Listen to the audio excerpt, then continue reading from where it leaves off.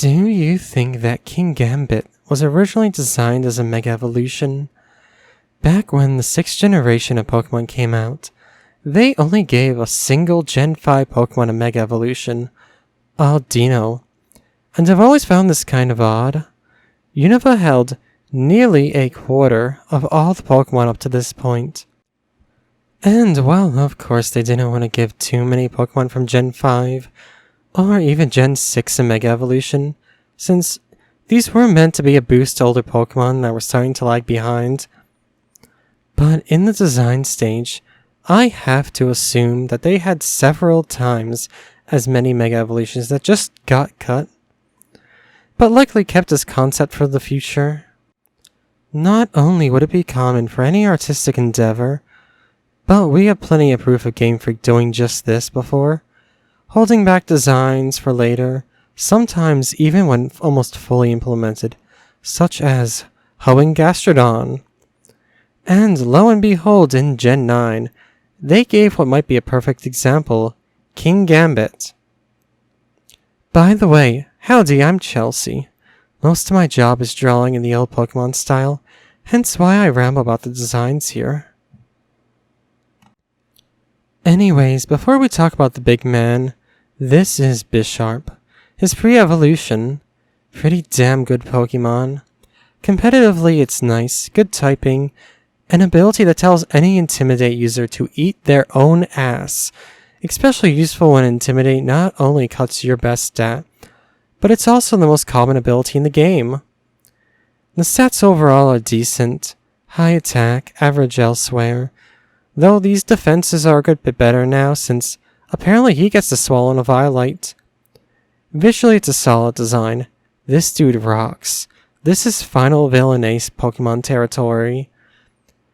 Honestly, the colors are a bit too happy and vivid to me, but like desaturate him a little, and this may be one of the best designs for a Pokemon ever. His ribs are blades. Do you know how cool that is? His ribs are blades. Even the evolution method would tell you that he's a final stage. Level 52. In Leaf Green, this is the level you'd be entering the Elite Four. In Unova, where he's native, this is the level of the second to last battle in the game. That's the same level as N's Reshiram. So it came as a shock to literally every person who ever looked at this dedicated Metal Gear Rising player that he got a straight up evolution. And literally everything about this screams Mega Evolution. While I personally believe the original design would have had a more X-based design, since the sword on the head's kind of silly, it is exactly what you picture from a Mega Evolution. John Kickass unleashes a brand new level of Kickass. It's even got an oddly clunky feeling, like the original Mega Evolutions used to have going on, but in the way where he feels like a lumbering giant that even if you got the first strike in, it may just bounce off. Lots of armor, even his hair is a turtle shell. And his now previously mentioned epic blade ribs are now bigger and surrounding him like an aura of knives. I don't know how this dude is taking quadruple damage from fighting type attacks. I swear if I try to karate chop him, my arm will be in at least 3 pieces without him needing to lift a single finger.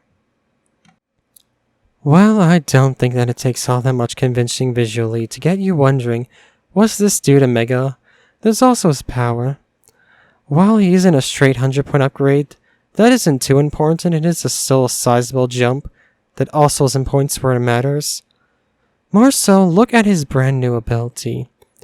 This feels like the kind of ability they design as a one-off for a Mega, like Parental Bond or Delta Stream. It's called Supreme Overlord, already a kick-ass name. Essentially, it just ends up making you stronger as a final boss of your team.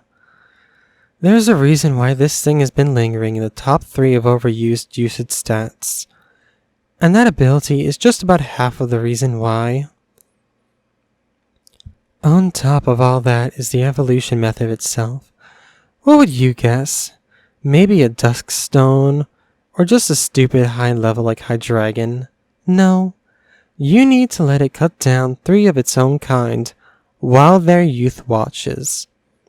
To get this Pokemon, you need to kill someone in front of their whole family, and then do it 2 more times.